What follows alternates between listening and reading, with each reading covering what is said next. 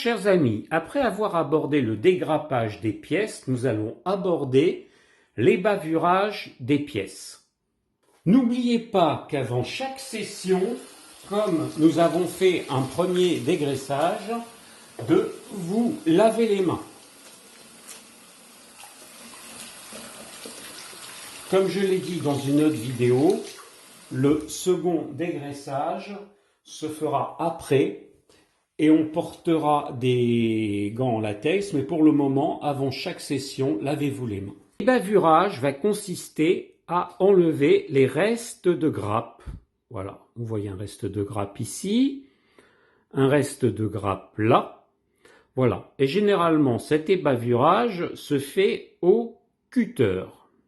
Pour le cutter, vous pouvez utiliser évidemment un cutter de bricolage, mais il est préférable dans ce cas-là d'utiliser un cutter de maquettiste, car le cutter de bricolage a une grande gravité et lors d'un faux mouvement, il peut blesser plus fortement qu'un cutter de maquettiste. Et avant d'aborder les bavurages proprement dits, il existe de très mauvaises positions des bavurages qui risquent de faire des blessures. Pour le risque et le traitement de ces blessures, je vous conseille de regarder la vidéo que j'ai faite, dont le lien va apparaître en haut à droite de la vidéo ou dans la description. On a par exemple les bavurages d'épluchure, comme si vous épluchez une orange. Alors, il y a plein de maquettistes qui font ça. Si le plastique est tendre, ça va. Vous voyez, il est tendre, donc le reste de grappe est parti tout seul. Mais s'il n'est pas tendre et que vous appuyez trop fortement, qu'est-ce qui va se passer? La lame va partir d'un seul coup et hop, va arriver sur le pouce et vous aurez une blessure au pouce. Généralement, si vous êtes droitier, c'est le pouce droit. On va prendre un autre exemple. Ici, vous voyez un autre reste de grappe. Donc, on va essayer de l'enlever. Donc, pareil, bon, il y a plein de personnes qui mettent le pouce devant. Faites très attention.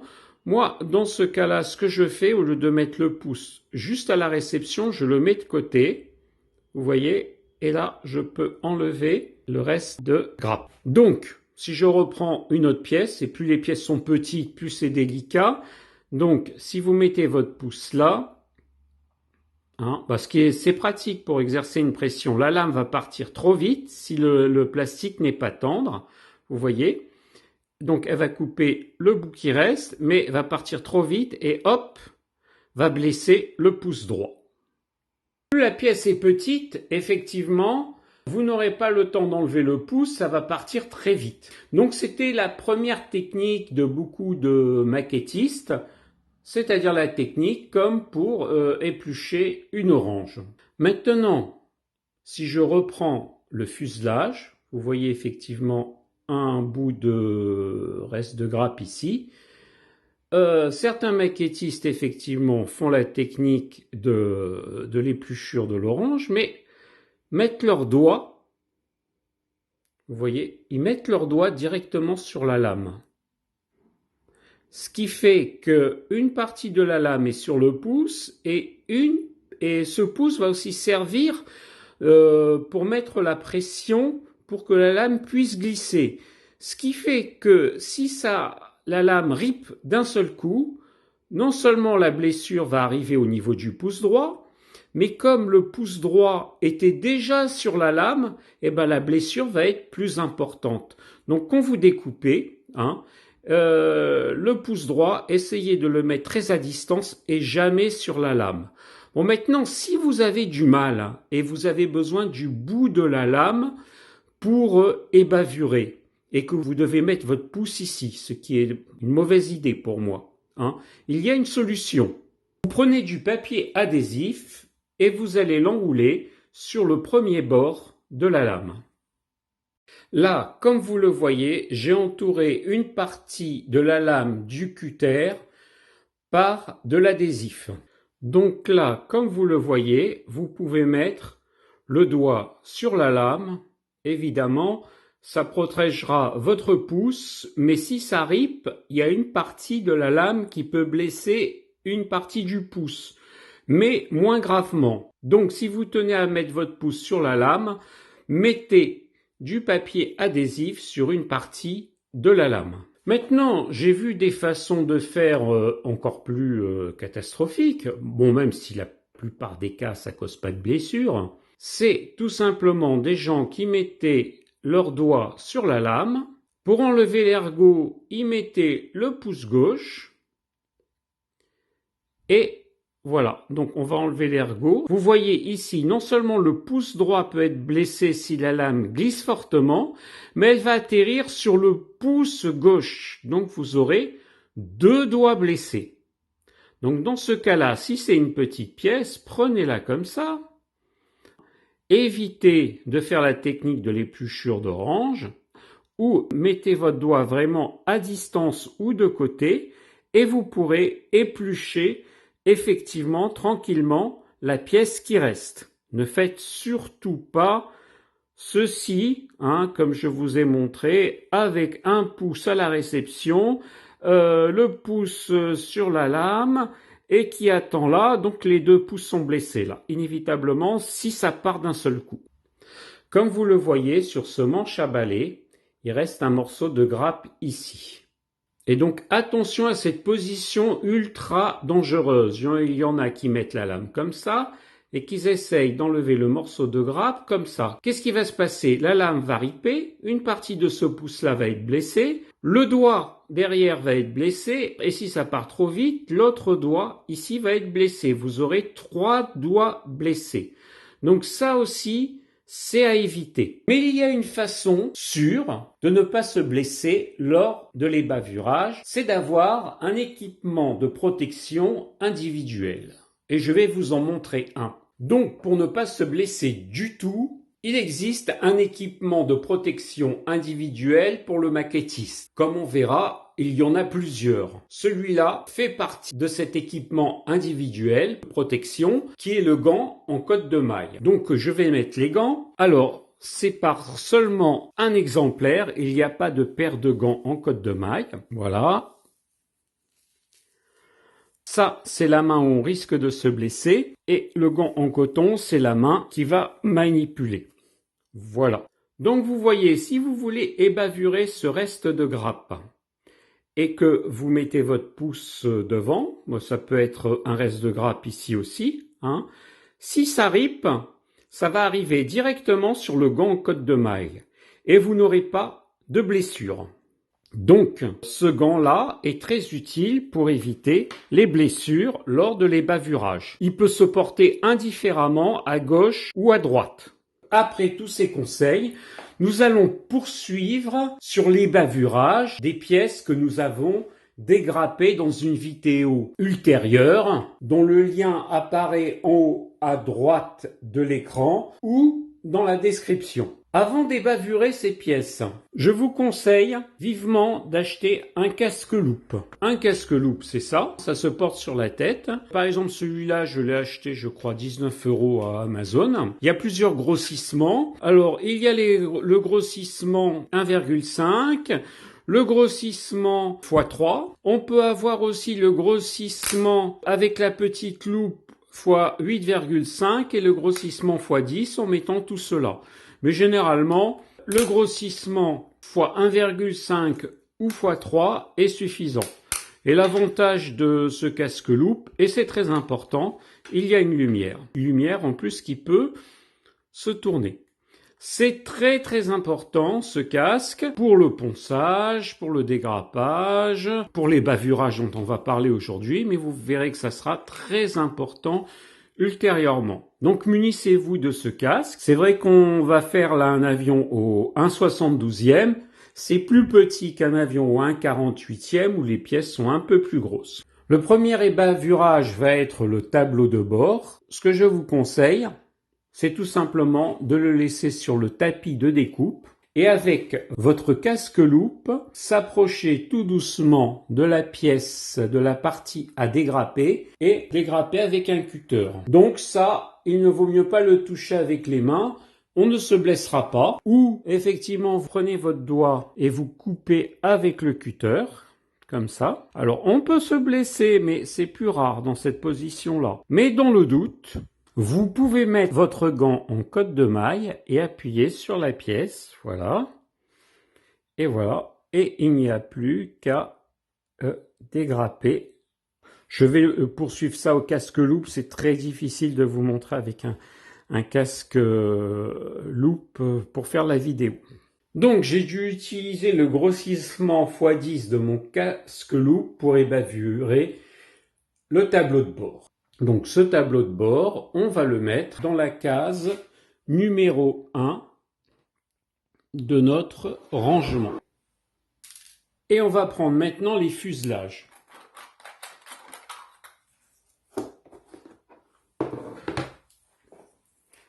Voilà. Alors les fuselages ont été un petit peu ébavurés lors de mes démonstrations antérieures, mais il reste quand même des restes de grappes. Comme vous voyez ici, il y a un reste de grappe sur l'arrière de l'avion.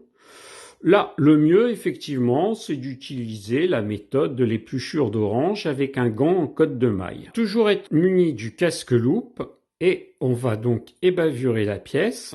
Vous voyez, on peut mettre le pouce ici, il n'y a pas de souci puisqu'on a un gant en cotte de maille. Et on va ébavurer la pièce comme ceci. Vous voyez. Hop. Et la pièce est ébavurée. Et pas de risque de blessure avec le gant en cotte de maille. J'ai fini d'ébavurer tout le fuselage que je vais mettre dans la case numéro 2.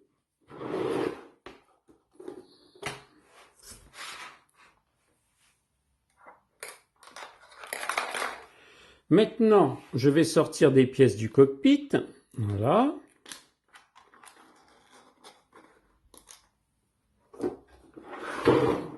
Et comme on va le voir, il y a deux gros restes de grappe à droite et à gauche. Cette pièce n'est pas si petite que ça, donc on peut utiliser la technique de l'épluchure d'orange avec un gant en cotte de maille pour travailler en sécurité. Et on va ébavurer à ce niveau-là.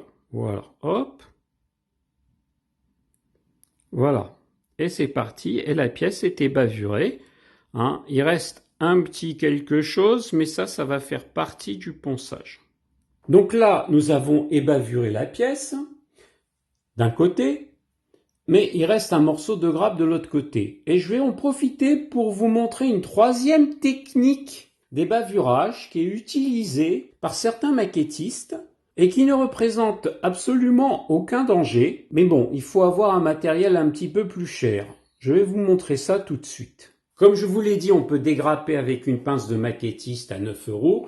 Il faut dégrapper assez loin de la pièce pour ne pas la casser. Alors qu'avec la pince qui est à droite, qui est la pince Tamiya, on peut dégrapper à ras et se retrouver avec des pièces qui n'ont pratiquement plus de reste de grappe où il n'y a plus qu'à poncer. Eh bien, certains maquettistes utilisent cet instrument pour dégrapper et cet instrument pour ébavurer, tout simplement. N'utilise pas le cutter. Et on va voir ça. Comme je l'ai dit, avec la pince Tamiya, on peut dégrapper à ras. Eh bien, certains maquettistes, voilà, utilisent la pince Tamiya, se mettent au ras de la grappe, puisqu'il n'y a pas de risque pour la pièce avec la pince Tamiya, et coupent le reste de la grappe. Comme vous voyez ici, bon, il reste encore un petit peu, mais il n'y a plus qu'à poncer. Type de technique, il faut acheter cet outil qui est un peu plus onéreux, c'est tout. Mais généralement, pour dégrapper, on utilise un gant en cotte de maille et un cutter. Donc, je range la pièce ébavurée dans la case numéro 3. Et dans la case numéro 3, il y avait une autre partie du cockpit que l'on doit ébavurer. Et cette partie est extrêmement petite, il suffit de voir mon doigt, et le reste de grappe est là. Donc comme c'est tout petit, il vaut mieux la couper sur le tapis de découpe comme on a fait tout à l'heure. Donc j'ai changé la place de mon gant en cotte de maille, je vais tenir la pièce. Donc je tiens la pièce et je vais couper là où il y a le reste de grappe.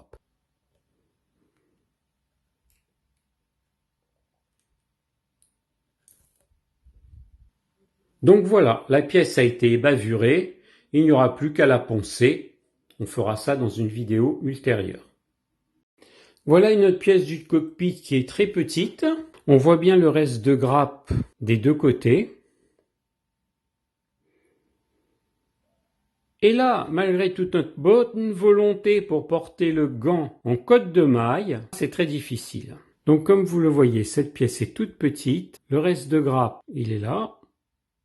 Et le problème, on a beau faire ce qu'on veut, très difficile de couper avec un gant en cotte de maille, même sur le tapis de découpe. Le gant en cotte de maille est livré avec un gant en coton, donc le mieux est d'utiliser ces gants en coton et de faire très attention. La pièce est vraiment trop petite. Donc là, on voit bien le reste de grappe que je vais enlever.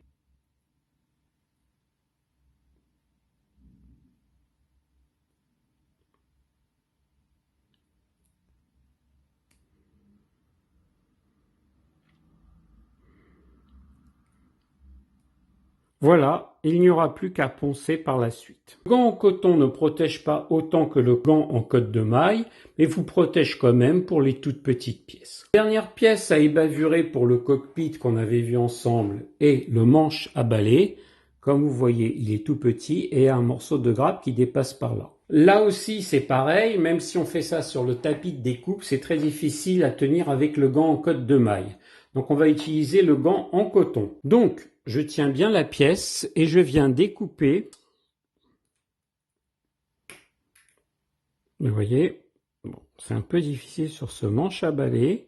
Voilà, on a découpé une partie pas suffisamment. Comme vous voyez, malgré les bavurages, il reste un morceau de grappe et c'est très difficile de vous montrer ça en vidéo car je n'ai pas le grossissement nécessaire. Et j'ai besoin du casque-loupe. Voilà, avec mon casque-loupe à un grossissement de 10 fois, j'ai complètement ébavuré la pièce. Mais il faut bien se dire qu'on est à l'échelle 1/72e et les pièces peuvent être très petites. Donc, en conclusion, pour les grosses et moyennes pièces, utilisez, quoi qu'il arrive, un casque-loupe avec une lumière. Pour les pièces de cette taille-là, utilisez un gant en cotte de maille, il n'y a pas de souci. Pour les plus petites pièces, utilisez un gant en coton et essayez de couper sur le tapis de découpe. Et pour les pièces microscopiques, essayez d'ébavurer au mieux, mais le reste doit se faire au ponçage. Là, vous voyez, c'est pas encore totalement ébavuré, mais presque. Et ça doit se faire à un grossissement au moins x10 avec le casque-loup. Et ça peut se faire éventuellement, si vraiment le gant en coton n'est pas adapté, avec les doigts nus. Mais comme vous aurez le casque-loup x10, allez-y très très lentement. Si vous voyez qu'il y a une pression que vous n'arrivez pas à découper le reste de la grappe, laissez tomber et vous poncerez ce qui reste. Dans la prochaine vidéo, nous aborderons le ponçage des pièces ébavurées et dégrappées. Si cette vidéo vous a plu, n'hésitez pas à vous abonner en appuyant sur le cercle Raise Modèle. Un pouce bleu me ferait plaisir et n'hésitez pas à partager. Bonne continuation.